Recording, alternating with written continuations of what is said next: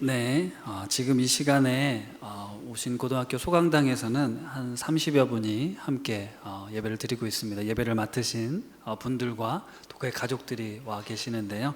우리 옆에 분들하고 이렇게 인사 나누겠습니다. 잘 오셨습니다. 네. 네, 그리고 영상으로 예배 드리시는 우리 오신 가족들은 사랑합니다, 축복합니다 이렇게 한 번씩 안아주시기 바랍니다. 영상으로 예배 드리시는 분들 모쪼록 제 얼굴이 계속 화면에 잡히는 것 때문에 시험에 들지 않으시기를 바라고요. 우리 영상팀에서는 제 얼굴에서 좀 광채가 날 수 있도록, 뭔가 신비로운 느낌이 날 수 있도록 작업을 좀 부탁드립니다. 오늘 본문은 예수님을 만난 4명의 제자들 이야기입니다. 마태복음부터 마가복음, 누가복음에는 예수님이 제자를 부르시는 장면이 나오는데요. 물고기를 잡고 있었던 제자들을 예수님이 찾아가셔서 내가 사람을 낚는 어부가 되게 해주겠다라고 이렇게 부르시는 장면이 마태복음부터 누가복음까지 나옵니다. 당시에 등장하는 인물은 우리가 잘 아는 베드로와 야고보, 베드로와 안드레, 야고보, 요한, 이렇게 4사람입니다. 그리고 세리 마태를 부르시는 장면이 이 공관복음서에 이제 등장을 하게 되는데, 요한복음은 전혀 다른 모습으로 이렇게 예수님이 제자를 부르시는 장면이 나와요. 게다가 베드로와 안드레 외에 빌립과 나다나엘을 부르는 장면이 나옵니다. 학자들은 이 장면을 가지고 당시 갈릴리에서 예수님이 제자들을 만나기 이전 유대 땅에서 예수님이 요한으로부터 세례를 받고 유대 지방에서 처음으로 제자들을 만나는 장면을 묘사한 것이라고 이야기를 합니다. 아마 이 말씀을 사도 요한이 기록한 특별한 목적이 있으리라 생각이 되는데요. 다른 세 복음서를 보면 정말 맥락이 없습니다. 예수님이 갑자기 나타나셔서 나를 따라와라 했는데 제자들이 자신의 모든 것을 버리고 따르는 장면이 나오거든요. 분명 특별한 이슈나 어떤 그 내용이 있어야 되는데 특별한 내용이 없습니다. 누가복음은 그래도 좀 다르게 제자들이 밤새 고기를 잡다가 한 마리도 잡지 못했는데 예수님이 깊은 데서 그물을 던져라 이야기를 하셨고 실제로 깊은 데 그물을 던졌습니다. 밤이 맞도록 수고했지만 아무것도 얻을 수 없었지만 주님의 말씀에 의지해서 깊은 데 던졌더니 엄청난 고기를 잡게 되죠. 그래서 베드로가 나는 죄인입니다, 나를 떠나소서라는 이야기하는 그런 장면이 나오기는 하는데요. 어쨌든 예수님의 특별한 신적 능력을 경험한 이후에 제자들이 따르게 되는데, 이제 요한복음은 조금 다른 모습으로 예수님을 만나는 장면을 묘사하고 있습니다. 요한은 제자들이 주님을 만나는 장면, 그리고 그 속에서 일어났던 변화들, 그리고 예수님이 어떻게 그들을 부르셨는지를 이제 다양한 상황 속에서 다양한 형태로 부름을 받을 수 있다는 것을 이야기를 해주고 있는데요.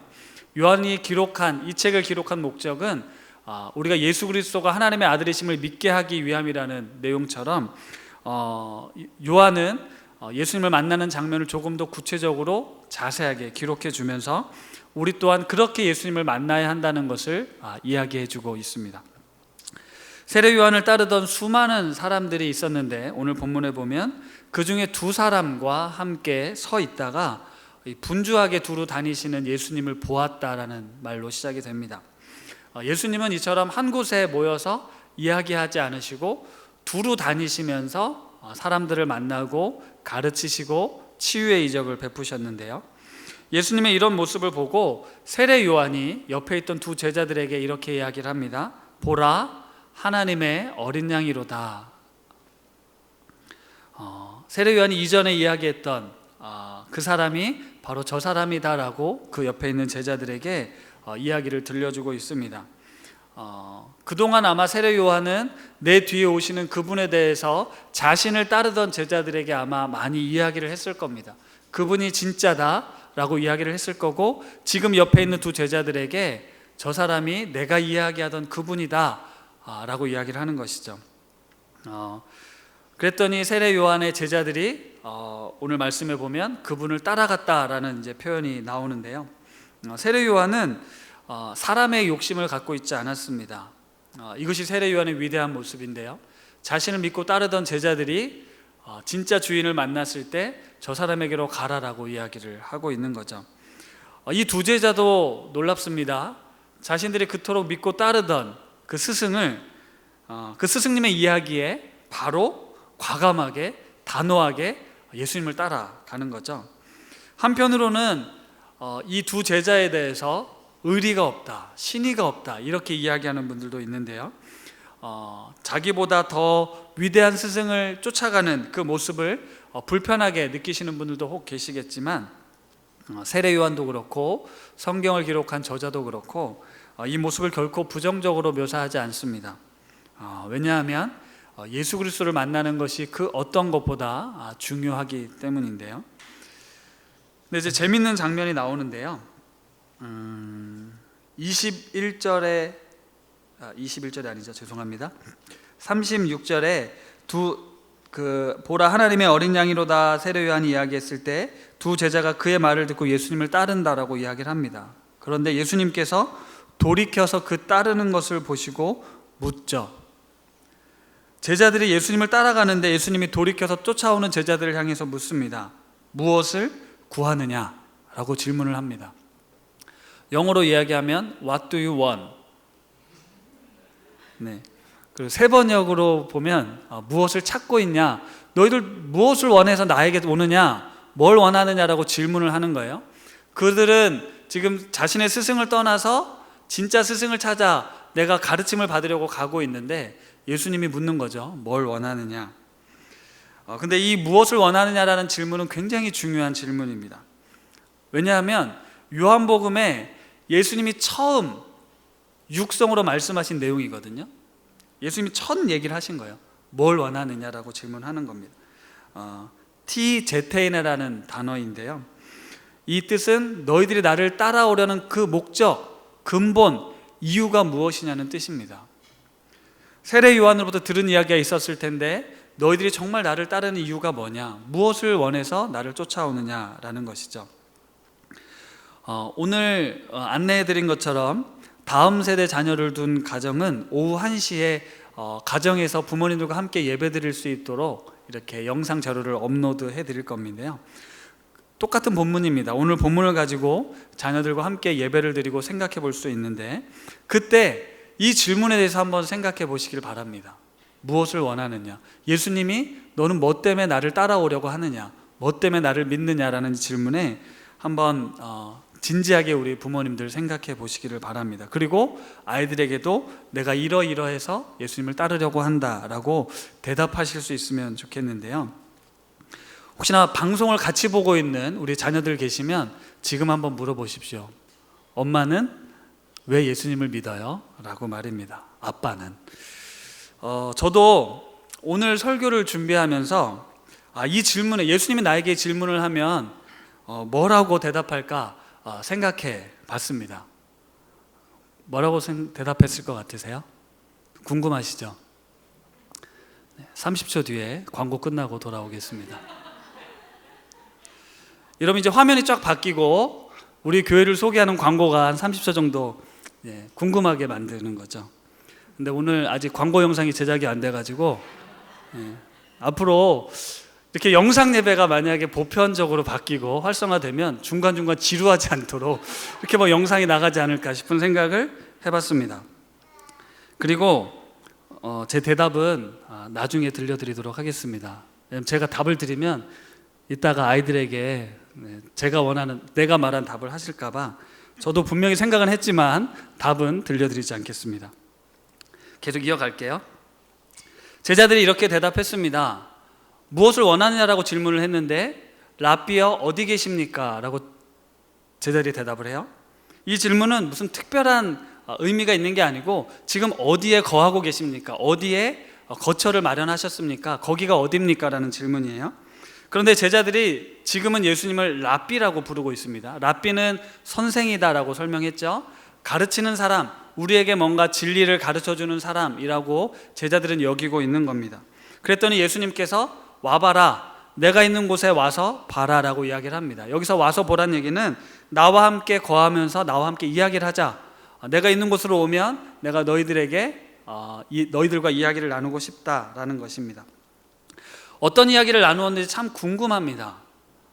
얼마나 어떤 시간이 나와 있긴 하지만 하루 밤새 이야기를 했는지 짧은 시간 이야기했는지 우리는 알 수 없지만 분명 이 제자들은 랍비라고 부르고 예수님을 만났는데 예수님과 함께 거하면서 이야기를 하고 나눈 이후에 안드레의 고백을 보면 우리가 메시아를 만났다라고 이야기를 합니다. 이 제자들이 예수님과 만나서 이야기하면서 이분이 우리가 기다리던 메시아구나, 이분이 우리가 기다리던 구원자이구나, 그리스도구나라는 것을 깨달았다는 것이죠. 도대체 무슨 이야기를 들려주면 사람들이 예수님이 구원자라는 것을, 메시아라는 것을 알 수 있었을까요? 이 설교를 준비하던 중에 갑자기 요즘 세간을 들썩이는 한 단체가 생각이 났습니다. 신천지. 도대체 어떻게 했길래 그 수많은 사람들이 그 사람을 예수님이라고 믿는 것일까? 그래서 어제 출근길에 잠실체육관에 모여 수많은 사람들에게 전하는 설교를 한번 들어봤습니다. 무슨 내용을 이야기를 하길래 빠지나. 그런데 이제 제가 하나 와닿았던이 아니라 인상 깊었던 내용이 있었는데요. 우리가 성경에 기록된 내용 그대로 믿자라고 이야기를 하는 거예요. 다른 거 아니고 뭐 논리도 아니고 교리도 아니고 성경에 뭐라고 나와 있는지 우리 그 말씀 믿어야 되는 거 아닙니까? 라고 하니까 사람들이 다 아멘을 하는 거죠. 어떤 이만희 씨를 보고 믿으라는 것도 아니고 우리에게 기록된 주어진 이 말씀대로 믿자라고 이제 강조를 하는데, 그 신천지가 바로 성경을 아주 정확하게 해석해 준다, 알려준다라고 강조를 하고 있는 거예요. 그리고 돈 받고 하는 것이 아니라 무료로 가르쳐 준다, 이걸 또 강조하더라고요. 그런데 사실 이만희 씨가 만들어 놓은 이 성경적 그 자의적인 해석, 그리고 풀이를 통해 짜맞추어진 논리는 우리 한국 사회의 이 이단의 계보에서 배운 내용들이거든요. 그리고 그 교리도 매우 허술한 편입니다. 그런데 그 짜맞추어진 논리에 따라 교육을 받다 보니 어느덧 세뇌가 된 것이고, 말씀이 이렇게 이야기를 하고 있는데 우리가 말씀대로 믿자라고 하는 게 뭐가 잘못됐냐라고 그분들이 그렇게 이야기를 하는 거예요. 성경대로 믿자는 그들의 주장이 지금 우리 기독교의 현실 앞에서 참 마음이 아팠습니다. 우리가 성경을 제대로 가르쳐주지 못했던 것인가 보다라는 생각이 드는 거죠. 우리가 얼마나 성경을, 말씀을 제대로 가르치지 않았으면, 몰랐으면 저렇게 허술한 논리에 빠져들 수 있었던가. 그렇게 정말 수많은 사람들이 거기에 성경 해석에 빠져서 자신들이 믿고 있는 것이 진리라고 믿고, 가족들, 친구들, 교회를 다 버리고 거기에 구원이 있다고 믿고 빠져 있는 것이 참 안타까웠는데요. 어쩌면 이 사태를 통해서 우리가 더 반성하고 우리 교회가, 우리 목회자들이 정말 진짜 복음을, 하나님의 말씀을 증거해야 한다, 예수 그리스도가 어떤 분이신지를 정확하게 알려주어야 한다라는 책임을 갖게 되었습니다. 그리고 저도 목회자로서 정말 열심히 말씀을 연구하고 그 진리를 어떻게 하면 잘 전달할 수 있을까를 신경 써야겠다 생각이 들었는데요. 아주 잠깐 그들의 교리를 이야기를 하면 성경을 주로 이제 비유풀이를 주로 합니다. 어떤 짝을 맞추거나 자의적으로 해석하면서 이건 이런 내용이고 이 내용이 어디에 나오고 이 내용이 거기에 나온다, 이렇게 연결시켜 주는 거예요. 그 중에 주로 사용하는 단어들이 있는데, 씨밭 나무새, 요게 아니고 씨, 밭, 나무, 새, 이런 비유들을 자주 쓴대요. 그리고 배도나 멸망, 구원을 이렇게 연결시켜서 설명을 자주 한다고 합니다. 그리고 시대마다 구원자가 따로 있었다, 지금 이 시대는 저 사람이 구원자다라고 이야기를 하는 것이고, 기성교회, 이런 일반 교회들을 전면적으로 부인합니다. 혹시나 이런 내용들을 나도 모르게 배우고 있는 분들이 계셨다면 당신은 그곳에서 빨리 나오셔야 됩니다. 다시 본론으로 또 돌아갈게요. 중간중간 자꾸 옆길로 새는데요. 예수님께서는 이 제자들을 만나셔서 와보라 이야기하시고 그들과 함께 이야기를 나누고 계십니다. 우리에게 믿음을 강요하지 않고 무턱대고 믿으라고 말씀도 안 하세요. 나랑 이야기해보자, 지난번에도 말씀드린 것처럼 매우 인격적으로 다가오십니다. 무조건 믿어라, 믿으면 알게 될 거야가 아니라 충분히 설득하고 설명하고 그들이 이해할 수 있는 언어로 말씀해 주시는 거죠. 우리는 신앙을 강요하는 경우가 있습니다. 왜냐하면 이것이 옳기 때문에, 이것이 구원의 길이기 때문에 강요하는 경우들이 있는데요. 그것을 우리는 조심해야 합니다. 충분히 기다려주고 충분히 이해해 주어야 한다는 거죠. 내가 믿어지지 않는다고 해서, 또 잘 모르겠다고 해서 아예 다가오지 않으셔도 안 됩니다. 오셔서 따지고 묻고, 때로는 하나님에 대해 의심이 생긴다 할지라도 그 의심에 대해서 이야기를 하고, 내 머릿속으로는 이해할 수 없지만 내 지식으로는 이해되어지지 않는다 할지라도 그 질문들을 던질 수 있어야 합니다. 교회는, 목회자들은 그런 질문에 대해서 진지하게 같이 고민하고 답을 찾아가는 과정을 밟아야 되는데요. 실제로 살다 보면 우리에게 그런 이해할 수 없는, 받아들일 수 없는 그런 상황과 형편에 놓인 사람들이 분명히 있을 겁니다. 하지만 우리가 정말로 예수 그리스도를 만나게 된다면, 그리고 그분과 대화를 나누고 그분의 이야기를 듣게 되면 우리는 삶의 이유를, 믿음의 이유를 찾게 될 것이라는 건데요. 한동안 그 오두막이라는 책이 베스트셀러가 됐었죠. 실제로 영화로도 나왔는데요. 납치범에 의해 살해된 딸, 그런 상황이 된다면 그 누구도 그와 같이 반응했을 겁니다. 하나님이 정말 계시다면 어떻게 나에게 이런 일이 일어날 수 있느냐. 모든 삶이 엉망진창이 되었던 이 주인공이 이 한적한 숲속의 오두막에서 하나님을 만나고 그분과 대화하며 치유되고 회복되는 이야기를 그리고 있습니다. 강요하지 않으시고 그가 거절하고 따져 물을 때 충분히 설명하고 기다려주는 모습이 그 책에 나오는데요. 이와 비슷한 영화가 또 있는데 제가 검색해 보니까 올 4월에 개봉한다고 하더라고요. 코로나 바이러스가 만약에 멈추면 한번 그 영화를 보십시오. 하나님과의 인터뷰라는 영화인데요. 신의 존재에 의문을 가진 한 기자가 이 하나님이라고 주장하는 한 남자를 만나서 그분과 인터뷰를 하며 믿음과 구원에 대한 질문을 이제 하고 답을 찾아가는 그런 영화입니다. 어쨌든 우리는 이 거대한 우주 속에서 어쩌면 만물의 영장이라고 불리우는 사람이기도 하지만 한편으로는 먼지와 같은 아주 보잘것없는 존재들입니다. 이런 우리가 어떻게 우리의 삶을, 우리의 인생을 다 알 수 있겠습니까? 우리가 1월에 암송 구절을 요한복음 1장 1절에서 3절까지 암송을 했었는데요. 한 친구가 그 암송 구절을 이렇게 외웠다라는 에피소드가 있습니다. 마지막 구절인데요. 만물이 그로 말미암아 지은 바 되었으니 지은 것이 하나도 그가 없이는 되는 일이 없느니라. 하나도 그가 없이는 된 것이 없느니란데 되는 일이 없다라고 이야기를 했는데 묘하게 받아들여집니다. 하나님 없이는 되는 일이 없다. 그게 우리 인생이거든요. 우리의 삶은 하나님 없이 되는 일이 없습니다. 모든 것은 하나님의 손 안에 있는 것이거든요. 되는 일이 없는 것 같은 세상 속에서 하나님은 하나님의 섭리대로 하나님의 나라, 하나님의 통치를 받는 사람들의 삶을 이끌어 가십니다. 역사를 주관하신 하나님께서 지금 나의 작은 신음에 귀를 기울이고 계시고 나의 아픔에 함께 하시며 나의 과거와 현재 그리고 미래를 아시고 계십니다.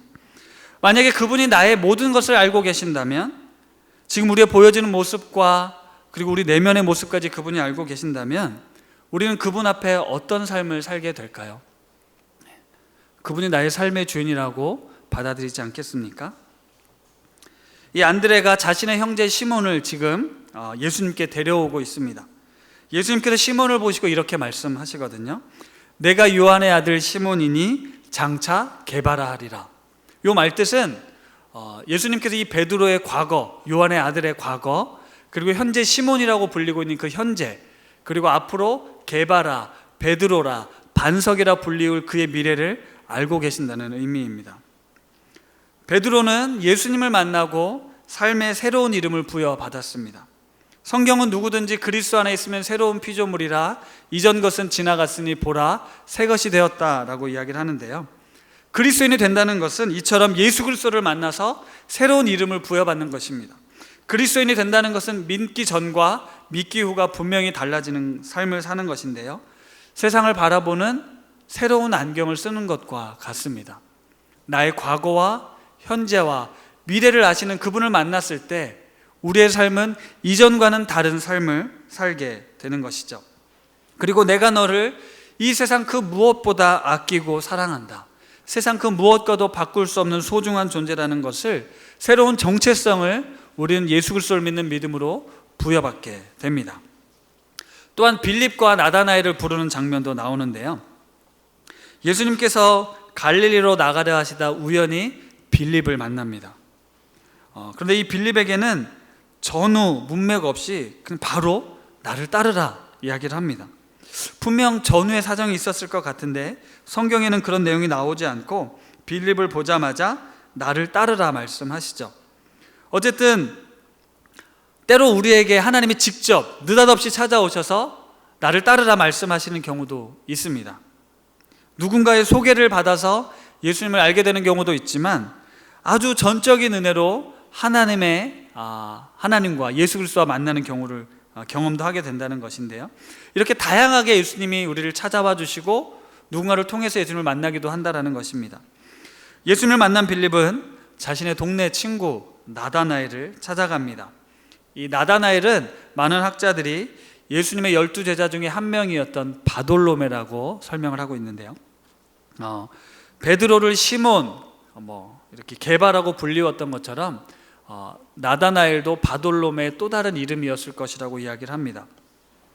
그래서 이 빌립이 나다나엘을 찾아가서 우리가 율법에 기록된 그 선지자 메시아를 만났다, 그분은 바로 요셉의 아들 나사렛 예수다, 이렇게 전해줍니다. 그랬더니 나다나엘의 반응이 어떻습니까?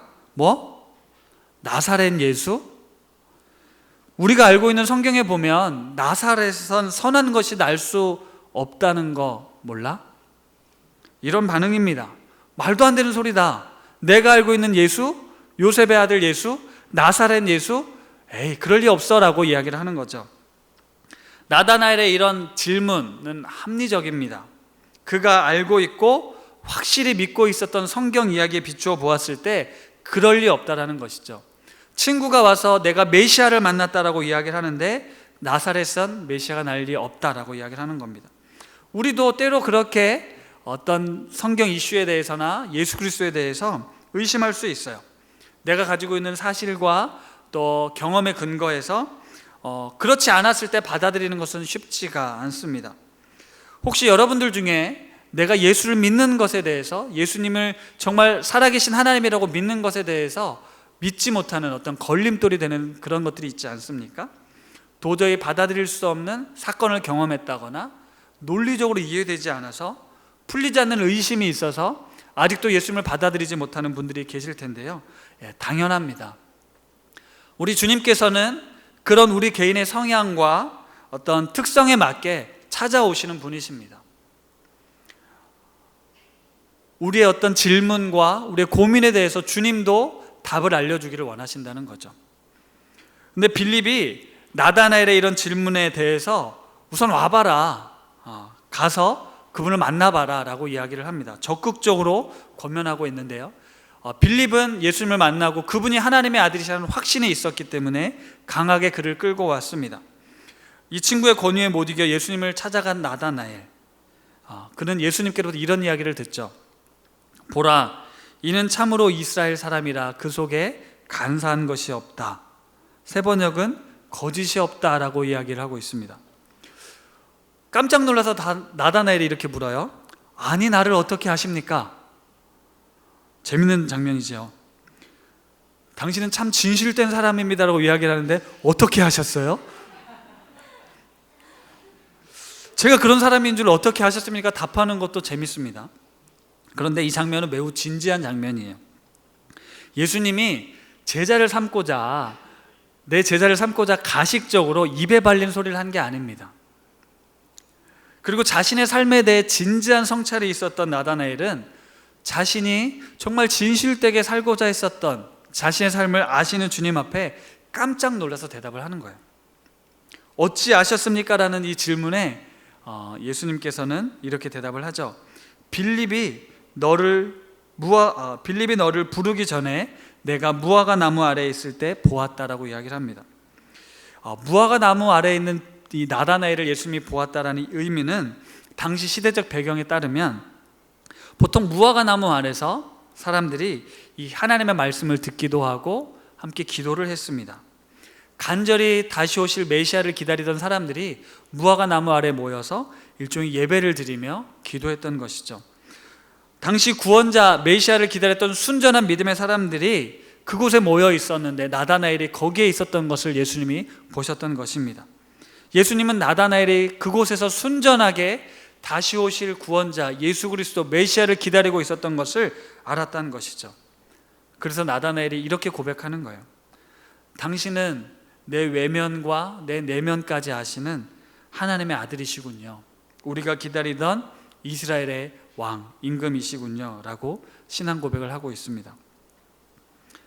사랑하는 여러분, 우리 예수님께서는 베드로의 과거와 현재, 미래를 알고 부르십니다. 나다나엘의 겉모습과 속마음까지 다 알고 부르십니다. 그들은 이런 예수님을 만났기에 전적으로 자신의 삶을 그분께 드리고 그분을 따르는 제자가 되었습니다. 물론 예수님과 함께하는 시간 동안 실수도 하고 의심도 하고 넘어지기도 했지만 우리 주님께서는 부르신 제자들을 결국 하나님 나라의 일꾼으로 세워주셨습니다. 우리 인생에는 수없이 많은 만남이 있습니다. 부모를 만나고 자녀를 만나고 배우자를 만납니다. 친구도 만나고 선생님도 만나고 직장 동료를 만나죠.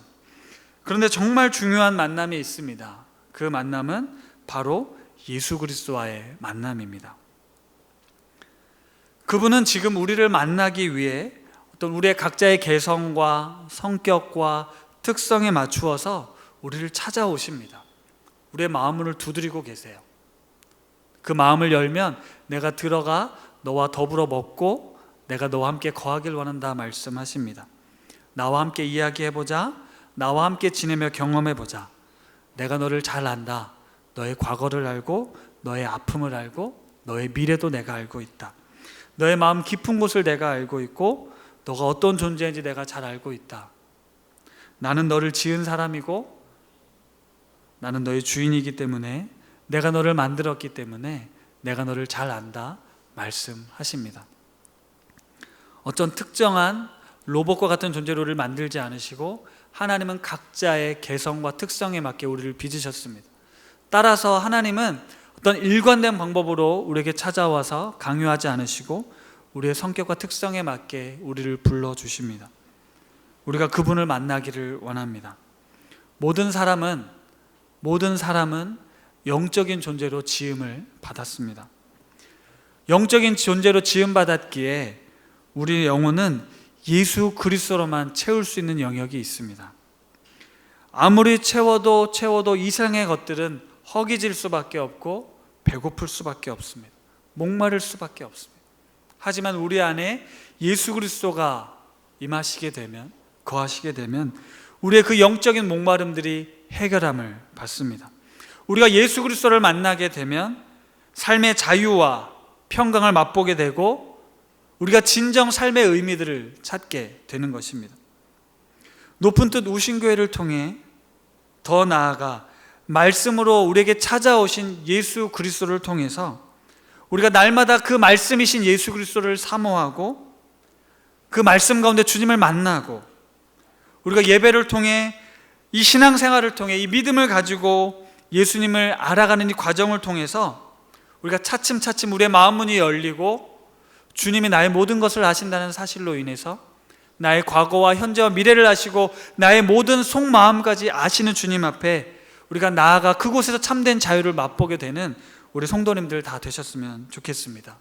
오늘도 찾아오셔서 우리의 마음을 두드리시며 네가 진정으로 나를 주인으로 영접했는지 물으시는 주님 앞에 응답할 수 있는 우리 높은 뜻 우신 가족들 되시기를 바랍니다. 오직 주님만이 내 삶의 전부가 되십니다. 오직 주님만이 나의 복이십니다. 주님만이 나의 전부이십니다라고 고백하는 우리 높은 뜻 우신교회 성도님들, 가족들 다 되시기를 바랍니다. 기도하겠습니다. 하나님, 우리가 오늘 예수님을 만난 제자들의 이야기를 들었습니다. 예수님과 함께 시간을 보내며 주님의 말씀을 듣고 참된 메시아라는 사실을 깨달았고 친구의 간곡한 권유로 예수님을 만난 나다나엘도 있습니다. 그분은 나의 과거와 현재, 미래를 아시는 분이시고 나의 겉모습뿐 아니라 내 속사람까지 잘 아시는 분이십니다. 그분이 바로 하나님의 어린 양, 하나님의 아들 예수 그리스도십니다. 우리 모두가 진짜 진리 되신 예수 그리스도를 만나야 합니다. 아직 생명의 주인 되신 예수 그리스도를 만나지 못했다면, 그분이 내 삶의 주인이 되어 나를 다스리지 않으신다면 주님, 나에게 받는 방법으로 나를 찾아와 주셔서 내 영혼을 일깨워 주시고 나의 삶을 새롭게 하여 주시옵소서. 아직도 의심으로 가득 차 있고 무관심하며 무의미하다 여기는 분들의 마음을 움직여 주셔서 참 진리 되신 생명이 되신 주님께 나와 주님을 예배하는 자들 되게 하여 주옵소서. 예수 그리스도를 만나야 할 우리의 가족들이 있습니다. 우리의 부모님, 형제들, 가족들, 자녀들, 주님, 이들에게 복음을 전해야 하는데 어찌해야 할지 모르겠습니다. 어떻게 우리가 예수 그리스도께 인도할 수 있습니까? 정말로 복음을 전해줄 그리스도인, 교회가 필요하고 영혼을 구원할 목회자들이 필요합니다. 정말로 복음이 필요한 이들에게 찾아와 주시고, 정말로 복음이 필요한 이들에게 찾아갈 수 있는 우리 성도님들 되게 하여 주시고, 정말로 복음이 필요한 이들을 구원하는 그런 교회 되게 하여 주옵소서. 우리 교회가 그 사명을 잘 감당할 수 있는 교회가 되게 하여 주옵소서.